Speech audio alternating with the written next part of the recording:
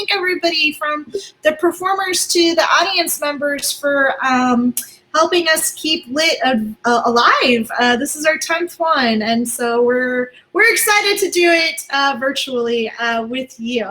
Tonight you're going to see 4 house comics. Excuse me, 3 house comics. You're going to see Evie, Max, EJ, and then you'll also see a special guest, Julian Stern, who's headlined our previous festivals. Yay. I wanted to also let you know that every year we allow the laughers, the audience members, to vote on their favorite performers of the festival, and we'll be putting that link in the chat box. Julian has won previously before, and our performers love winning because they like any form of validation they can get. And a couple of just other housekeeping matters. I want to do a special thank you to our donors who have been donating to our 501c3. I'd like to thank Mary Horstman and Marlene Sandberg for donating. We really appreciate that. And know if you purchased a $15 ticket, we are giving that money back to charity, so it'll be divided between Lit's Diversity Scholarship, where we hope to provide education training to all voices, and the Equal Justice Initiative, and then Doctors Without Borders. So with that, I think I am ready to turn this over to Miss Hetty Sandberg, your host for the evening. But I don't see her. Right here. Oh, there you are. Okay, cool. All right, please give it up for our delightful host for the evening, Miss Hetty Sandberg. Thanks, guys. I'm Hetty. I am the director of for the House Comics. You guys are kind of in for a treat because these guys are so funny. It's a little bit ridiculous. But I don't even want to take up too much time because, like, I'd rather see them. I mean, as much as I love myself, I kind of would rather see them. I think you guys will too. They're so funny. They have worked so hard. They're murderers and killers, which in comedy, yes, of course, is actually a very positive thing. So I'm super happy they're here. Guys, your first comedian of the night is going to enlighten you a little bit, give you maybe some geography lessons, if you will. Please give it up for Evie Demi. Woo! Yes, hands. What's going on, everybody? Oh, I'm so excited to be here. Thank you guys for having us. Yeah, no, I'll give you guys a quick geography lesson. I do want to say that Nancy is right. We do really love the validation. Type in the chat box what you love. I'm still waiting for an I love you from my parents. It's been 29 years. Anything would help, honestly, at this point. Whatever you guys can do. Seriously, please help me. I'm really excited to be here tonight, though. I do recognize, for those of you that maybe have never met me before, seeing my name up there, my name is Evie Demi. It's spelled a little weird. I think I've got the kind of name where, like, people see it written out and they're like, all right, this guy's clearly a foreigner, probably someone who's dealt with their fair share of prejudice and hate crimes. But then you see me and you're like, all right, this guy looks like he commits hate crimes. So I'm not sure what's going on here. I do realize I present a sort of a paradox to a lot of folks here. I do have a weird look, I will say. I've been growing my beard out for a while now in quarantine. So I tend to look like, I think one of the guys on the show, Deadliest Catch, but if they got a fine arts degree. I feel like I look like I'm part of a biker gang called the Stepsons of Anarchy. Like, we do the same stuff as the other group, but we also do their taxes and we're pussies, you know, that kind of thing. I look like my rap name could be Pre-Malone. Like, that's, I definitely recognize that I'm probably one emotional breakdown away from getting a face tattoo, which is a very real thing. And that's not a decision you make. Like, you got to have, like, your financial stream kind of set. Your career needs to be set before you get a face tattoo. Nobody really wants to see a doctor coming out of surgery with a teardrop on their cheek. That's just not Like, East Side cardiologists did all we could, but we couldn't save your boy. Did he die during surgery? No, it was drive-by shooting, but we did all we could. It's just not going to work.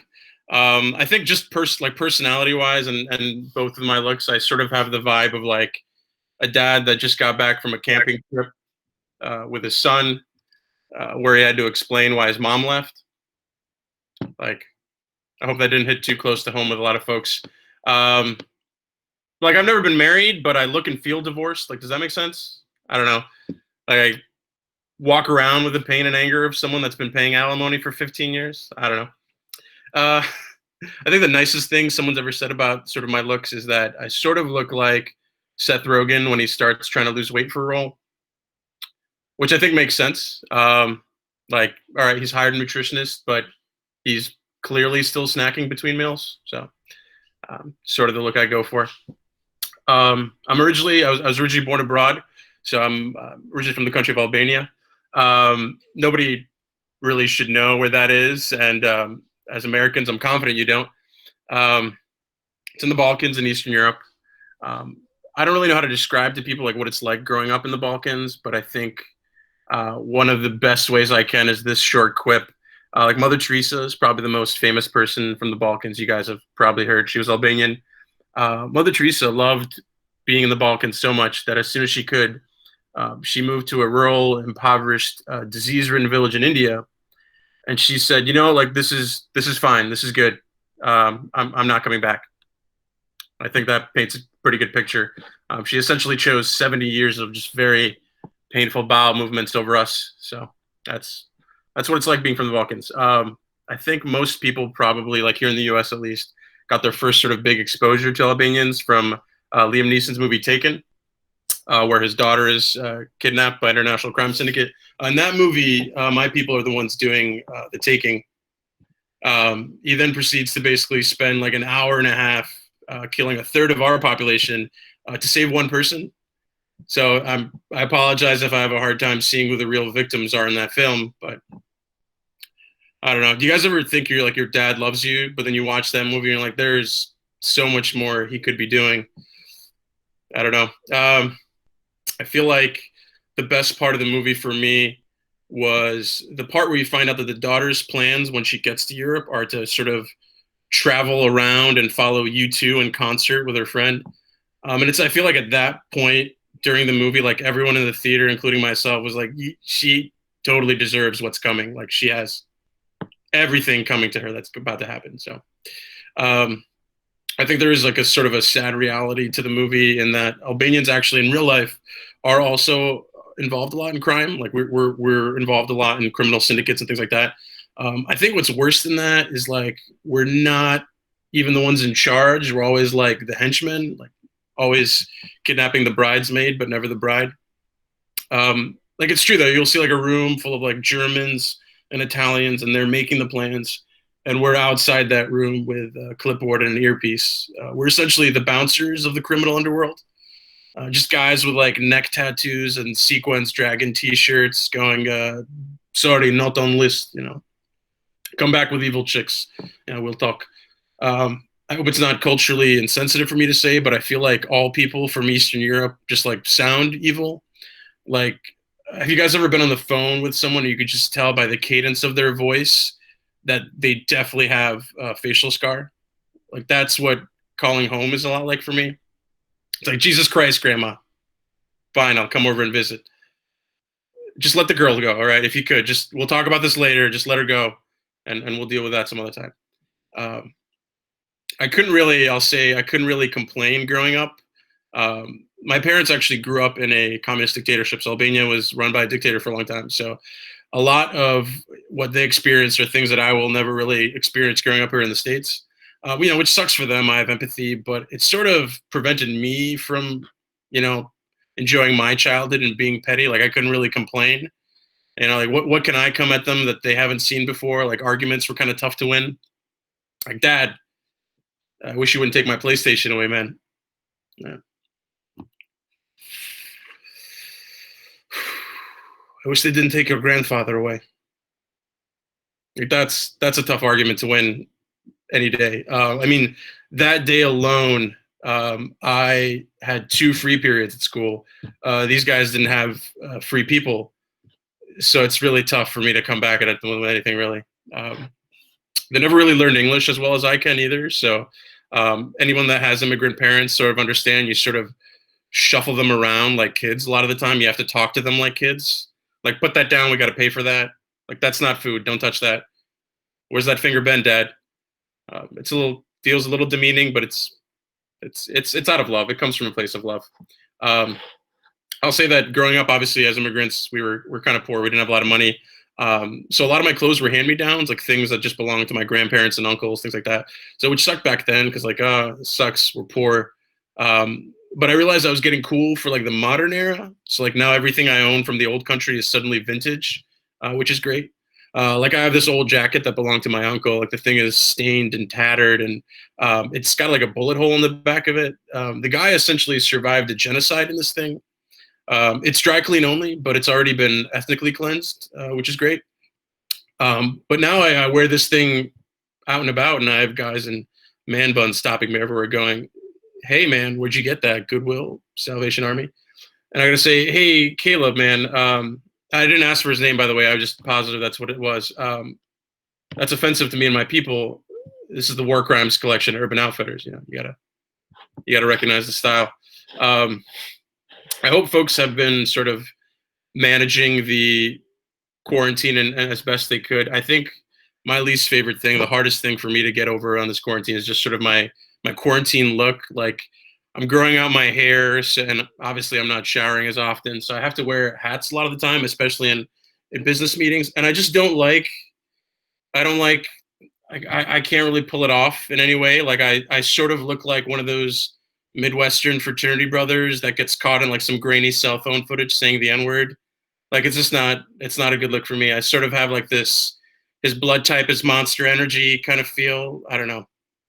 I look like one of the Tsarnaev brothers from the Boston Marathon bombing. Definitely, like, it's like my mugshot right here. If I could just hold a sign, it's not. And the worst thing is, like, I can't even do it backwards. Like, backwards is even worse because now I'm basically Limp Bizkit's younger brother, Limp Croissant. So I can't. There's nothing I can do. So it's been the roughest part of quarantine for me, at least. I am starting to grow into the look that I want to achieve by the end of quarantine. Like, my ideal sort of physical and mental character is Robin Williams in Good Will Hunting. That's what I'm slowly sort of trying to become. And I'm almost there. I've got the beard. It's coming in nice. I do end up being like the person who gives good advice to most of my friends. I have an asshole friend from Boston who's like too smart for his own good. So there's that. I think the last missing piece, though, is just the dead wife. That's all I need. I'm sorry, that probably came out wrong. Like, I'm not trying to marry someone and kill them, but it would just be really great for my personal character development. Like, if she died first, like, that would really be useful for me. So do with that as you will. I think one thing I've been sort of enjoying coming out of this quarantine phase is just sort of like, people that work in the service industry, like delivery drivers, cooks, janitorial staff, grocery workers, are being touted as heroes, like essential parts of our community, which is great. I think that's incredibly important. And it should have happened a long time ago, honestly, in my opinion, because as the Bible says, blessed are the meek, for they shall inherit the earth. Which is a more popular part than the following phrase after that, which is, but the meek doth not deserve minimum wage. They don't talk about that part in the Bible. Jesus was a capitalist. I'm going to say it. I'm not sad about it. It's real. It's true. Think about it. We're talking about a Jewish guy who started an exclusionary club that takes advantage of tax breaks. That's a capitalist to me. That's all it is, honestly. Like, it's just, I help those that help themselves. Like, that's just another way of saying trickle down economics. He's a capitalist. Deal with it. But I have been excited over the fact that delivery workers and food service workers are treated as heroes. My one concern is that, like, I'm not sure at what point in the process, like, are we going to go back to treating them like crap? Because if there's anything I've learned about living in the United States, is that Americans love two things. It's not making cakes for gay people and sending something back to the kitchen. Like, it's 1 and 2. they flip during election cycles, but those are the two things that Americans love more than anything. So it's like I could see a scenario where a guy puts in an order for pizza. It's like I need a hero pizza delivered by heroes, made by heroes. Thank you, heroes. And then mid delivery, the quarantine is lifted, and the pizza gets him. Is like, you're 5 minutes late. I'm not paying for that asshole. And he just uppercuts him off the porch. Get a real job, asshole. I feel like the transition is going to be that immediate, in my opinion. I have been sort of interested by like the media in terms of like restaurant commercials and things like this. All the commercials like restaurants are doing out there is like, hey, we're in this together. Like, we're family now. Order from us. It's like, all right, easy TGI Fridays. You're not my family. My family wouldn't give me diarrhea so willingly. At least they wouldn't make me pay for it. So just calm down with the family crap.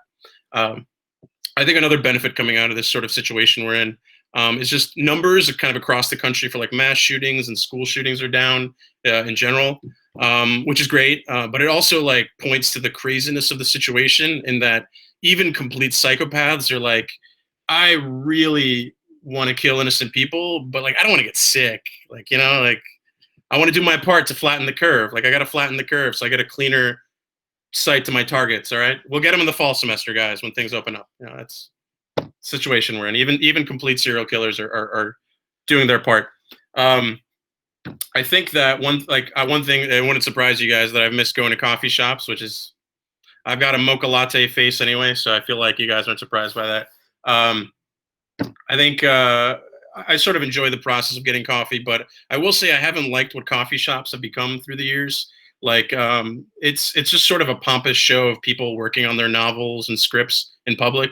I sort of describe it as the Westminster dog show of people, where it's sort of like a lot of unnecessary pomp and circumstance. It's folks that are like just trying to impress other people around them, and everyone's holding in a poop at the same time. It's just what it is. It's just a dog show.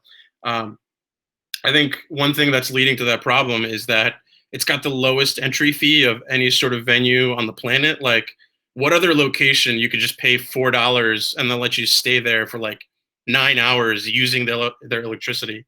Like, that's borderline sort of crack den behavior at that point. Like, if you're gonna do that, just lay out mattresses, board up the windows. You're gonna get people blowing each other for a nice Americano in no time.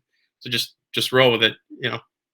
I think one thing that I thought was curious sort of prior to the quarantine was Capital One was changing all their bank branches to Capital One cafes, making them into coffee shops, like as if that suddenly makes them better people, like they're not preying on the American public. But I realized that that's the most American thing you could possibly do, is just have a place where you could get a latte and a predatory home loan. Like, that screams America to me. And obviously we want room for cream, you monsters. I'll end with this saying that a lot of my male friends have been talking about sort of the things they're missing in quarantine. And the number one thing is always just like women, getting chicks. And for me, it's just like, it's not a priority. And it never was even prior to this. Like, I was someone who like always avoided sex if it was like inconvenient for me. Like if a woman like lived in the suburbs, or she had like a bunch of roommates, or she was in a wheelchair, like whatever is going to be inconvenient, I'm just going to take myself out of that situation. Like, I feel like you get to the point when you realize you don't care about sex anymore, when you leave like a date with guaranteed sex early, because you just have like really good leftovers at home. Like, I appreciate the sentiment, man, but there's a lasagna sitting in my fridge that can do things to me no woman can. So I'm gonna go with that. And I'll say this, probably like my sentiment and my feeling towards sex probably started early, because the way I lost my virginity, it was a little bit weird too. Like, I actually lost my sex to a non-virgin, but I was trying to be like cool about it during the night. But she could tell that I was like nervous, because at a certain point she asked, "Hey, you've had sex before, right?" And I responded by saying, "Totes," which should have been her first sign that this guy has never been inside someone. Like, could I have said a more virgin thing at the time? I might as well have just said, "Absolutely. Yeppers peppers, I've had sex." Could have just done a little jig on Skiddly D. Please take my virginity. Please take me home. It was desperate. Guys, I appreciate your time so much. Thank you so much for joining us on our virtual comedy show. I'll pass it back to Hetty now. Thank you, guys.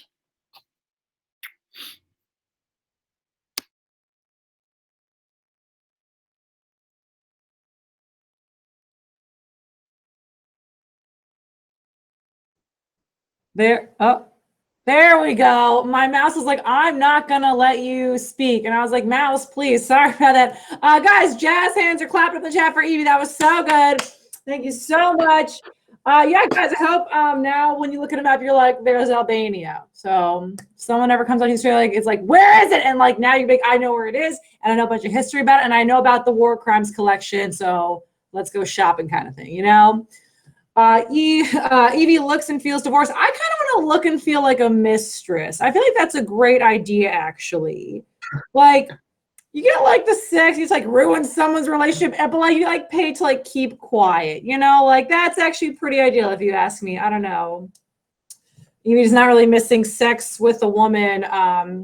Yepers peppers, he's not. I feel like I don't know. I feel like his friends though might have asked a woman to like quarantine and chill. That's a text that I have received. So if you can ask your friends what they've been asking women, tell them if they say quarantine and chill, it actually doesn't work and they should really stop doing it. None of my friends. Evie was so good. Your next comedian, he is super hilarious, and I have a sneaking suspicion we're going to get a whole look into his entire life. We're just going to be in his brain, basically. So, guys, super funny guy. Please give it up for EJ.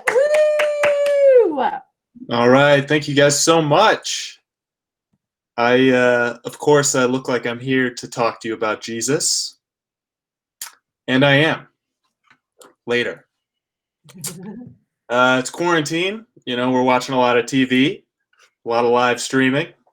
My parents are watching a lot of church. I don't know if you knew that was available. It's not on Netflix. But just a note to Dad, Jesus knows when you're not standing up during the songs. So keep that in mind. My dad is actually a reverend. He's been a reverend for a while now. And the way he became a reverend was by filling out a form online and paying $20. He did have to take a test. It was 16 questions, 16 digits, just his credit card number. But he doesn't actually use his reverendship to preach. He uses it to park in handicap spots. So what would Jesus do? He would get a good spot at Trader Joe's, which actually is a modern day miracle. So good for you, Dad. My name is EJ. It stands for Edmund John, and I was named after my grandfather. When I was growing up as a kid, his gravestone was actually in our backyard, which is super weird and not normal. He's not even buried there, but it has my name on it. How did it get there? Well, my grandfather was in the military, and he got this memorial stone. And when my grandmother died, they put his name on her stone. And they were supposed to destroy that old stone. But my dad called up the cemetery, and he's like, hey, can I get that? And they were like, actually, no, it's illegal. We're going to destroy it. And he said, well, actually, I'm a reverend. And so now it's in our backyard. So it really like messed with some of my friends when I was growing up. Like we were playing hide and seek tag in the backyard. And my friends couldn't find me. But they found my gravestone. And they freaked out. But I knew one of them was a true friend because he reached down and he tagged the stone. He was like, you're it, man. Forever. I was raised in the Midwest. I think there's a few Midwesterners out there. And we're the polite type. Like, we'll stop on the highway, help you change a flat tire. Then we'll invite you to dinner after that. And for years, you'll be in our mom's prayers. Or buried in our backyard. Depends on the Midwesterner. Love my mom, but she is overinvested in my dating life. She can't get enough. She's trying to set me up with somebody. I think if she had her way, she would be outside of all my dates in a surveillance van. You know, keeping tabs on me and having like an earpiece for me so she could feed me lines. She'd say something like, now EJ, don't forget to ask her about her faith. And I'd be like, yeah, of course, Mom, I'd never forget that. And she'd say, and also ask when she wants to have kids. And I'd say, Mom, she already told me she doesn't want kids. And my mom would say, honey, tell her we're not interested. I'm single right now, but the last girl I was dating was the lunch lady at our office. So you guys remember back in middle school, you'd see the lunch lady and you'd be like, damn, she is hot. Maybe that was just me. Well, you know, some guys like girls in fishnets, and I like women in hairnets.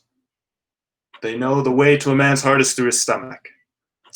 And so I'd be like really cute with her. I'd come up to her in the cafeteria and like cover her eyes and be like, guess who? And she'd say something like, por favor, EJ, estoy trabajando.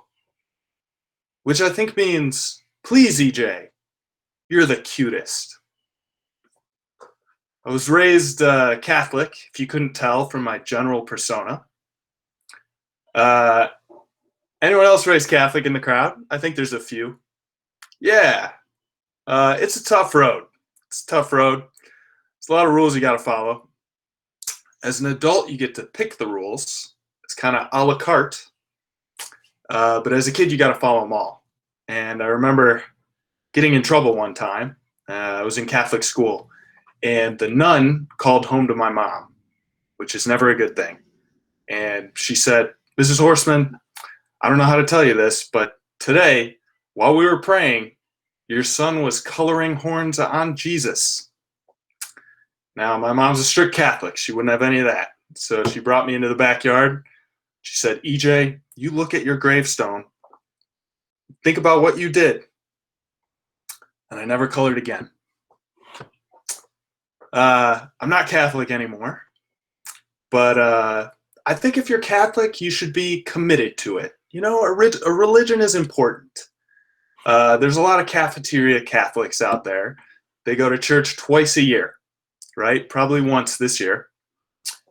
What if you did that for other things? Like for, you know, you're into fitness and your gym and wellness, but you only go to your gym twice a year. Or say the opposite way, say that you're a devil worshiper, but you only do it twice a year. And the other followers of Satanism are just giving you a hard time. They're like, man, you never make it to the meetings. And you're like, well, you know, I make it to the big ones, like Halloween and R. Kelly's birthday. And the rest of the time, I just keep them in my thoughts and commit random acts of evil. I followed a lot of rules as a kid. And then I rebelled a little bit in high school. I didn't like drink or smoke or anything like that, but I did grow my hair pretty long. Started working at Hollister. Hollister, the surf shop, clothing shop. Hollister is like, you know, it's got like the dimly lit atmosphere, blasting music, smells like cologne. Just kind of imagine if Matthew McConaughey was like a store. It was sort of like serving in the surfer military. So on the first day, our manager was like, all right. Line up, man. Here at Hollister, got to have long hair. In the Army, you can't have more than a 1/4 inch of hair.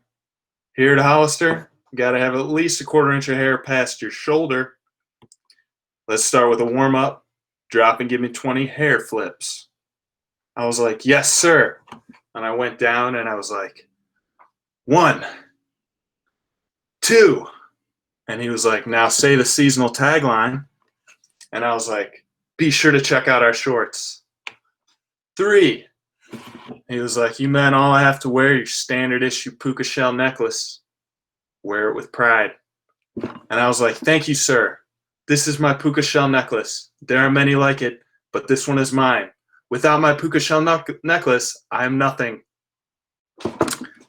I think from my appearance, I look relatively smart, but I've done so much stupid shit, I don't even think I qualify.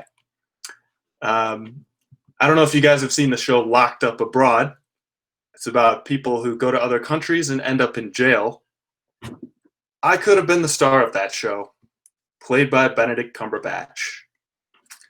I went on a study abroad program called Semester at Sea, which is also known as White Privilege SeaWorld.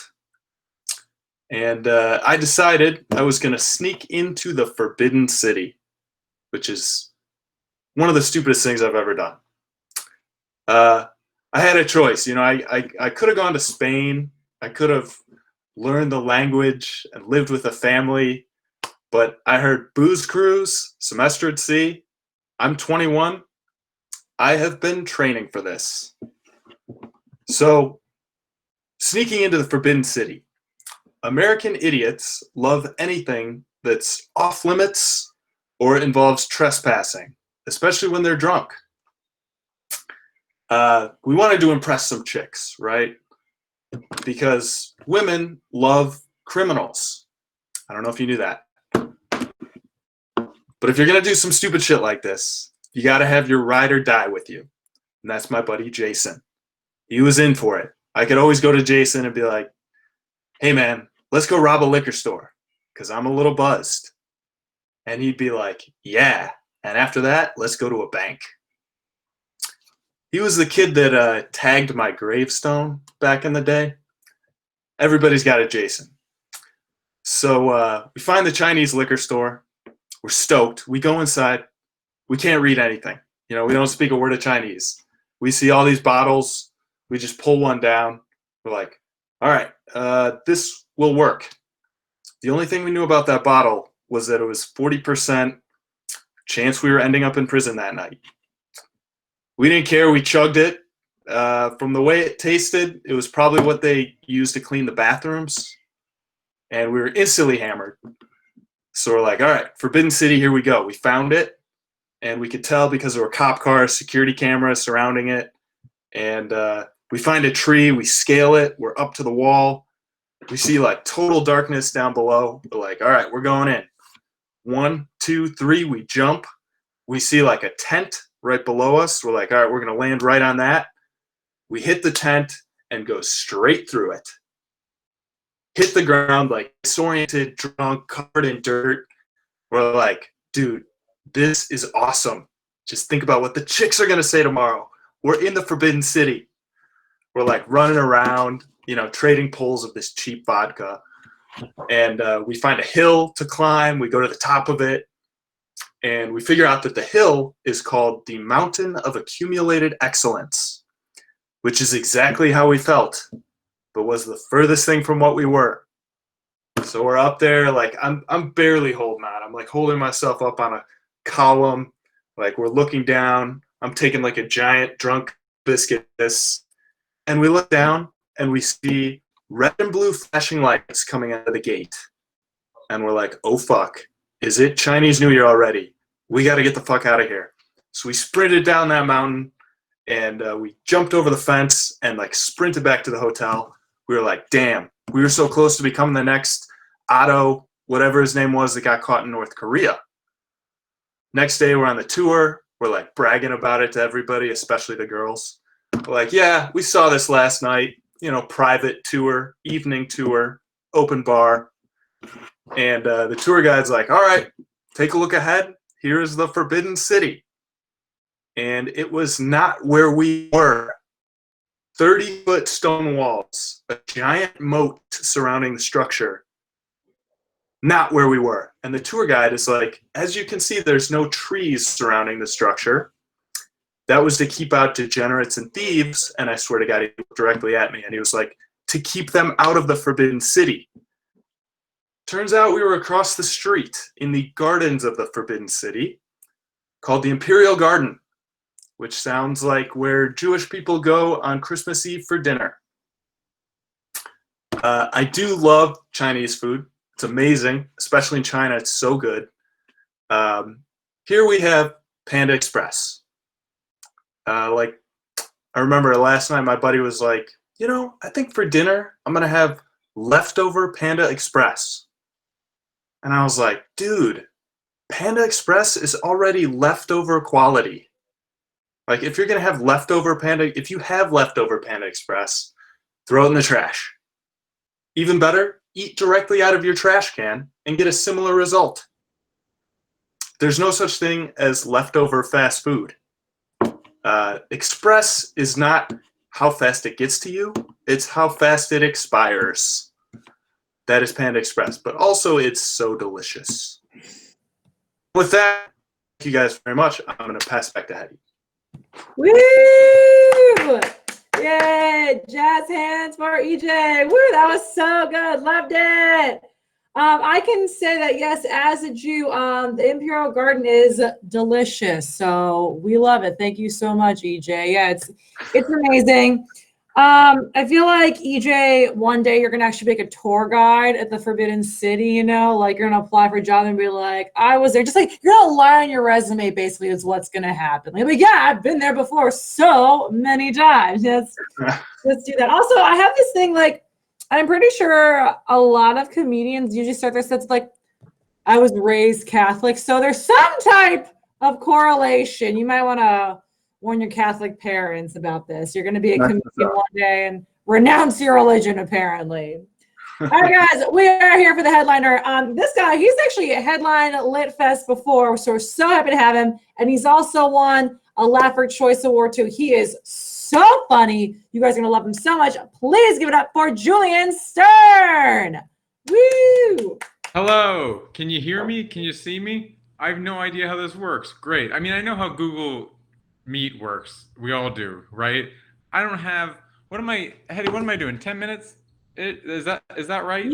It doesn't. 15, yeah, go for it. You know, you want an hour? Go for it. Here, okay. So, well, hello, welcome. It's nice to see and meet you. Met you before.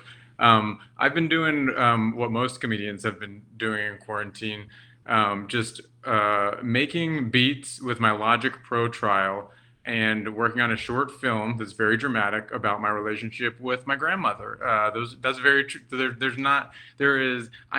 I'm excited to find out if I have any jokes. You know, yeah. Oh, here, yeah. We got the stash. But we've got the stash coming up shortly. So many things to say. I do want to, before we start, obviously, Black Lives Matter, defund the LAPD or defund the DCPD. I don't know if you guys are doing that there. We're trying to defund the LAPD. Funny, very funny thing that happened for this very not funny thing. I was listening to a city council meeting where Black Lives Matter LA was presenting the people's budget, a plan to defund the LAPD. And, one of the city council people, I swear to God, my friends, farted and wasn't muted on the, like, this is LA. This is one of the biggest metropolises in the world. And it's pretty high up in terms of city politics. And they farted and I laughed. It was very funny. I think a lot of us are on the same page, but for some of you, you might not totally understand what the protests are about, and we're all trying to educate each other. And so, you know, try to educate yourselves. If you don't, and if you don't feel good about the protesters, I want to suggest this hashtag that I made up. It stands for Forgive the Protesters, hashtag FTP. If you just do hashtag FTP on all of your Instagram posts, I promise you'll join the movement. Look it up if you didn't get that. Okay, here's the thing that happened. We've been how many 9 cycles of quarantine? About I think 9. I think in the first or second cycle, I picked up this instrument. It's not mine. It's my girlfriend's. It's a ukulele, and I said maybe I'll learn the ukulele because some of you may know sometimes I incorporate music into my comedy. I learned this so that I could try to play along with my songs. Haven't learned to do any of that. I have been doing a lot of like mid-aughts, screamo, emo, just like the things that many of us cried to. And so I wanted to, this original. It's not an original, but I wanted to say that. But this is a song. You guys know this song. It's by the band Blue October. And I'm gonna play. So I did what I'm about to do for you, and I posted it on Instagram, and I'm gonna tell you what happened. So first, I just gotta. Okay. Where are we? Yeah. I have to block out thoughts of you so I don't lose my head. They crawl in like a cockroach, leaving babies in my bed, dropping little reels of tape to remind me that I'm alone, playing movies in my head that make a porno feel like home. There's a burning in my pride, a nervous bleeding in my brain, and the ounce of peace is all I want, for you'll never call again. And you will never say that you loved me just to put it in my face. Will you never try to reach me? Decide that I'm going to do the whole chorus. Hate me today. Hate me tomorrow. Hate me so you can finally see what's good for you. It was better when I did it and I was able to record it on Instagram. But anyway, so I posted this thing on Instagram. And ladies and gentlemen, Blue October regrammed me. Blue October posted my cover on Instagram and he said, "This is everything." Blue October appears to be one person. And I was excited. And I just want to read you some of my favorite comments because there are some good ones on here. People, it turns out, are the friend, you're right, Nancy, the friend, or the band is friendly. The fan base has a weird chip on their shoulder. Like, I don't understand why, but for some reason, they don't like that people don't take Blue October seriously. And the first one, that there were a couple that was like, no, just no. Someone said, "I'm calling 911, stand by." These are all very funny and in good spirit. The one that really gave me pause was, "Shout out to all those that can sing the song word for word without needing to look at the lyrics," which is like, I was looking at the chords, first of all. Okay, I just learned the ukulele. I don't know the chords. But second of all, like, who are you really trying to impress Mr. Blue October by the fact that you like it got 2 likes, obviously not by Blue October the band, but then there was one, James Tight Us 227 said he's a comedian, like a legit comedian, and I was like excited. And then he went on to say, "Thank goodness, because this was awful." He does this with different songs, ... I didn't after this literally stopped me posting ukulele covers. But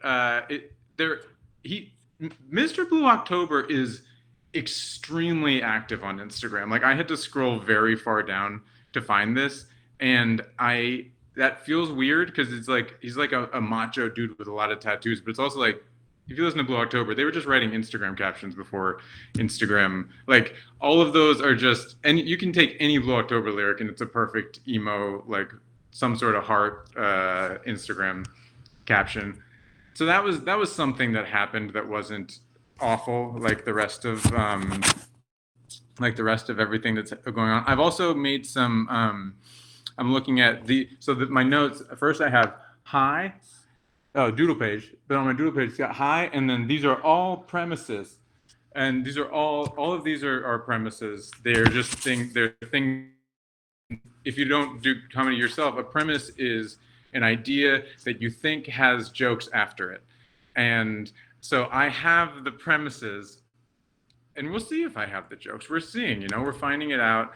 I've got some joke. Oh yeah, right now I'm starting to see how generations get to thinking that later generations are pieces of shit, right? Like, what we're all going through right now, we're going to be yelling at babies about when we're 60. Like obviously their thing is gonna come. Like, if I'm 31, I have up until like 6 months ago, millennials were the generation that like hadn't been through shit, and now we're going through it, and we're not going to remember the fact that people were yelling at us and scolding us for not having gone through like a turducken of crisis like we're going through now.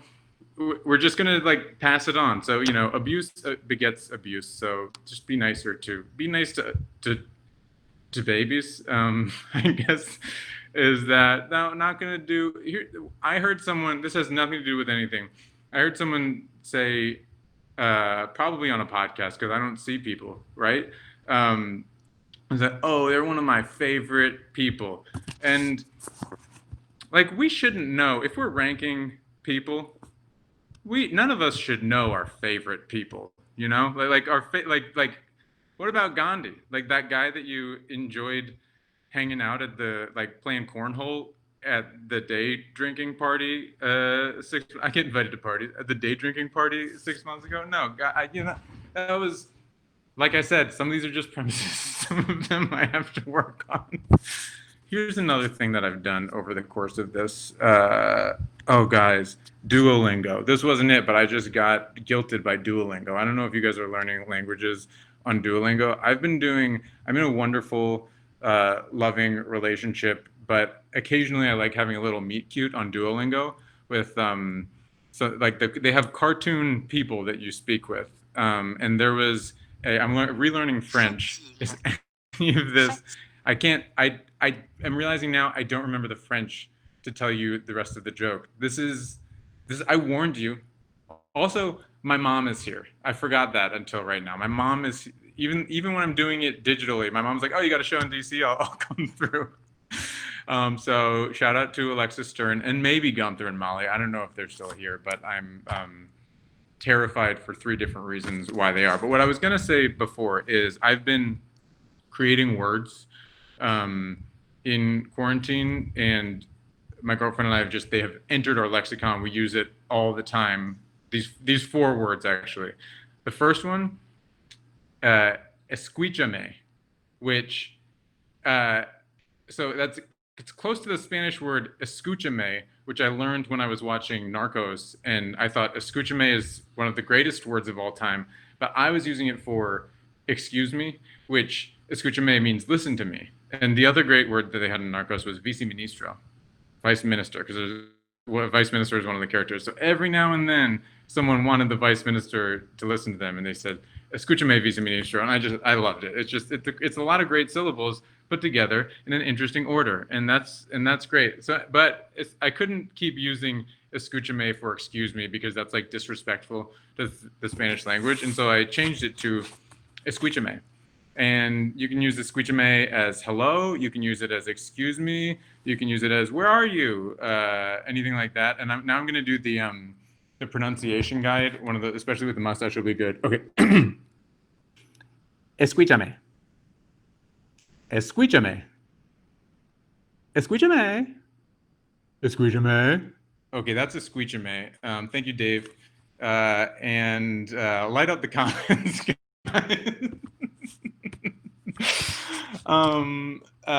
Merci. The other one. Oh yeah, Dangus Karangus. That's you're angry. Something bad happened. Oh, Dangus Karangus. And you can also like shake your fist with it. Dangus Karangus. And so here's the Dangus Karangus. Dangus Karangus. Dangus Karangus. This isn't even, that's not even a premise. This is just something very strange. And then Peaches Sit. My mom said, don't worry, I'm here. Thank you.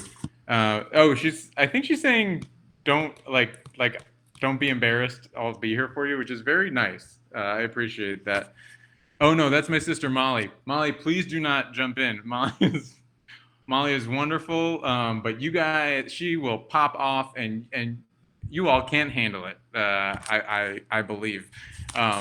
So Peaches Sit, it doesn't matter. Peaches Sit and Yip Shaw were the other ones. Peaches Sit is like it's like a baby saying piece of shit. Peaches Sit. And then Yip Shaw is it's just a cowboy noise that you say when anyone's got to get someplace. But I haven't been using it as much. There's not a lot of getting in quarantine. So not a lot of getting, not a lot of Yip Shaw. What have I impressed you? Do you guys like me? Do any of you like me? No. That was a little sleight of hand. I have been making beats. I told you about that. People farted on the call. I told you about that. I think on top of a lot of very good things, if someone just got up and leave, my dad left. My dad definitely, he's like going to bike right now. I bet. It's his bedtime. That's fair. It's my dad's bedtime. I was in the middle of none. Oh yeah, I was gonna say that it will be on top of wonderful and a lot of other more important things. It'll be very funny if Donald Trump loses re-election after he gave money to people. Like after that's like the kid whose dad buys out Six Flags and is like, you all want to come to Six Flags with me, and then nobody rides like Splash Mountain with him or whatever. It's sad unless he's a racist 70-something-year-old, and then it's not that sad, so we don't have to worry about it. What so okay, are you guys, has anyone flown yet? Are we flying? We're not, we shouldn't, we're not supposed to. I'm not, I hate flying. Yeah, good, no flying. We don't have to deal with this, but when we do, this is something I want to bring to everyone's attention. Are we middle seat people, or I mean, are we aisle seat people, or are we window seat people? You can just throw up a Wu-Tang for window, or maybe an A for okay. We're mostly window seat people, and A Town Down for Hetty. Yeah. So okay. So window seat people, you are all vapid, exotic. You like to look at pretty things. You're okay with inconveniencing people. Aisle seat people, a little more practical, a little more boring. Let's be honest. Like you're like, I don't need to see our planet from tens of thousands of feet in the air. That's very boring of you. What we don't talk about though is that the middle seat is the power seat. Anything that happens in that row has to go through the middle seat. When the middle seat wants to get up, they tell the aisle seat, I want to get up. When the window seat wants to get up, they tell the middle seat, I need you to deliver a message. Like even when the flight attendant comes around, she has to like check with the middle seat to be like, did they say ginger ale? I just wanted to check with someone within earshot. You have no rights when you're in the window seat. That's obviously not true. That's a bit of a gross overstatement. Like I said, I'm talking through things. I retract my sentence about window seat people having no rights. But I retract none of the rest of it because I want to tell you about the most egregious use of the middle seat power I have ever seen. But first I'm going to plug in my computer because, we've all been in these meetings. We know how, there we go. Okay, I don't want to lose you with this. I was flying. This was actually right after I saw some of you in person last, around, maybe I think around the holidays. And I was flying back to LA. I, like many of you, am a vapid exotic man, so I was in the window seat, okay? Flight attendant comes around with the Biscoffs. We all know Biscoffs, right? They're plain cookies. They're one of the mysteries of flight. I've never seen them anywhere else. I don't know what's up with them. But she comes around with the Biscoffs, and she hands, thank you, Dave, she hands one Biscoff to the aisle seat. and 2 Biscoffs to the middle seat lady.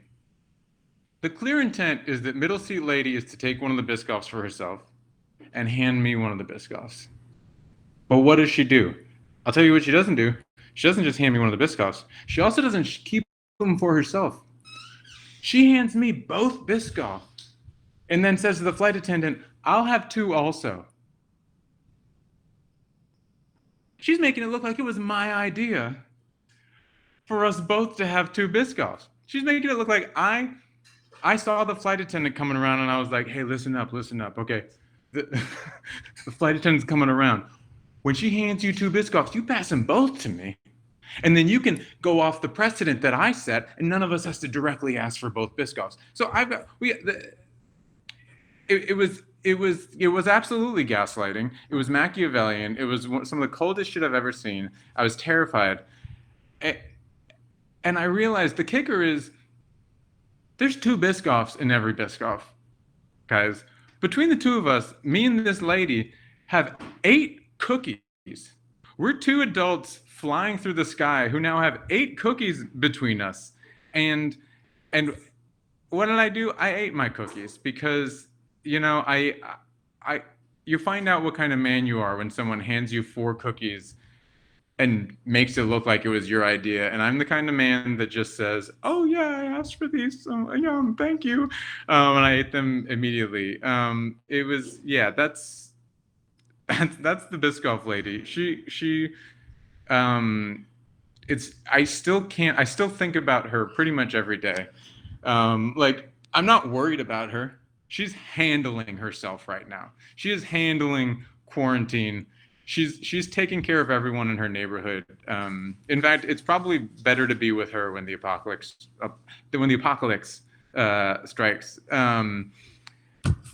I think I think that's as close to a closer as I'm going to do, and so I should probably end it there. But thank you, always so much fun. Great to see everyone. Great sets, everyone.